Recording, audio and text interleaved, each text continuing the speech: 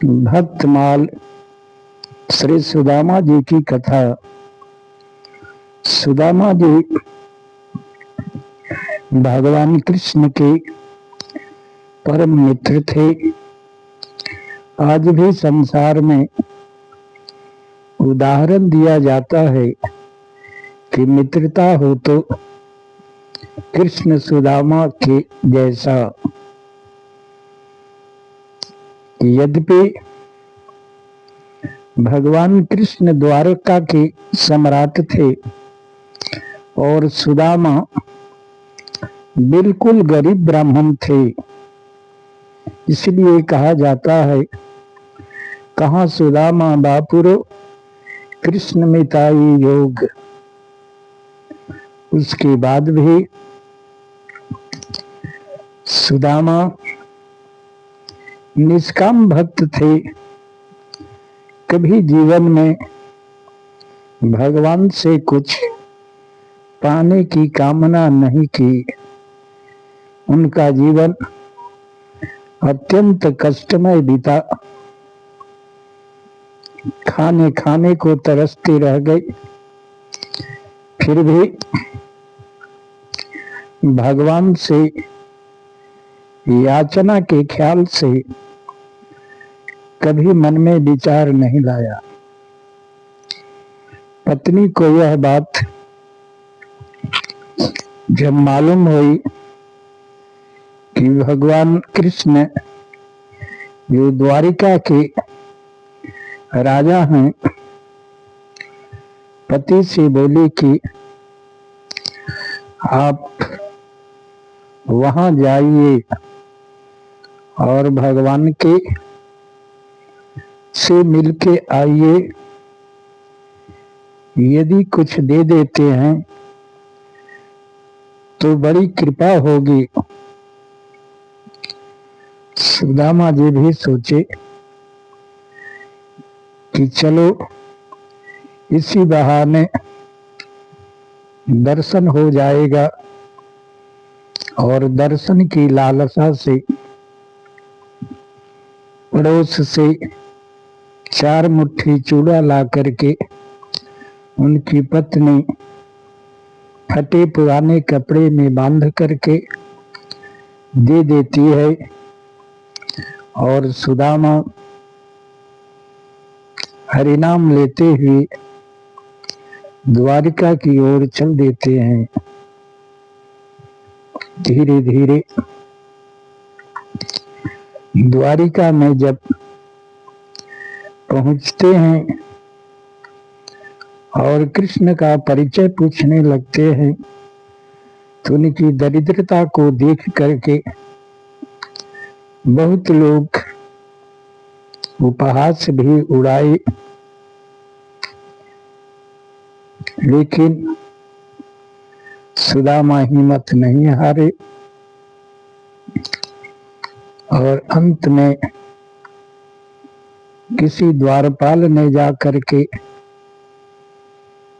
संदेशा दिया कि सुदामा नाम का कोई ब्राह्मण आया है जो आपको बचपन का मित्र बता रहा है। इधर विलंब होने के कारण सुदामा के मन में लगा कि भगवान मिलना नहीं चाहते हैं, इसलिए सुदामा लौट जाते हैं। और उधर भगवान को यह बात जब मालूम हुई तो नंगे पांव दौड़ने लगते हैं सुदामा से मिलने के लिए। कहीं उनका पीतांबर गिरता है और आंधी के समान जिधर तिधर खोजते हुए सुदामा को लेकर के गले मिलते हैं और फिर अपने रथ पर बैठा करके सबके सामने महल में ले जाते हैं।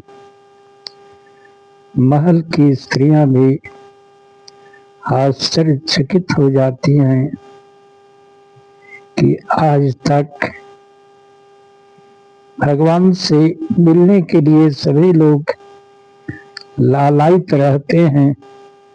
आज भगवान को पहली बार देखा है कि भगवान इस दरिद्र ब्राह्मण से मिलने के लिए इतना विह्वल व्याकुल है।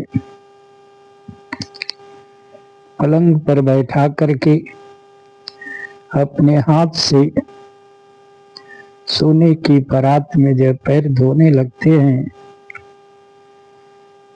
तो उनके पैर में कांटे लगे हुए देख करके भगवान के आंखों में आंसू आ जाती है।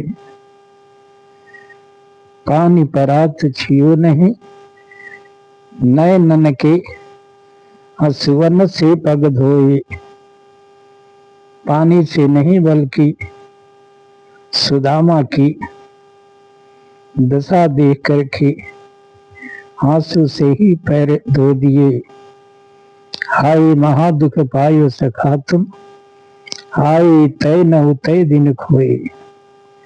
इतना कष्ट में रह करके भी तुमने पहले क्यों नहीं आया। इस प्रकार से पलंग पर बैठा करके उनकी पतरानियां पंखा झलने लगती है। बचपन की बातें होती है और कुछ कहे भाभी जरूर दी होगी संदेशा के रूप में।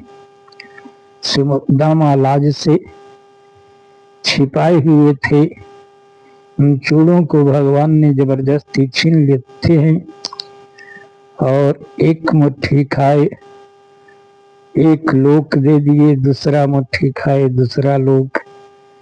तीसरा में रुक्मिणी जी ने हाथ पकड़ लिया कि हम लोग को भी इस प्रसाद में पाने का हक है।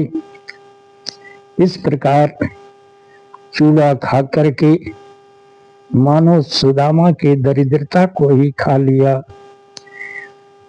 तो भगवान प्रत्यक्ष रूप में तो कुछ नहीं दिया,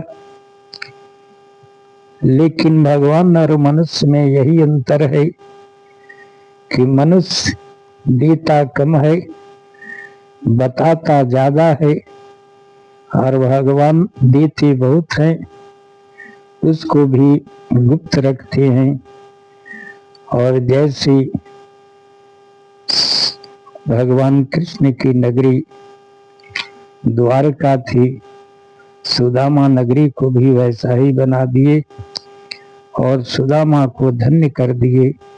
इसलिए आज भी कृष्ण और मित्र की सुदामा की मित्रता अमर है।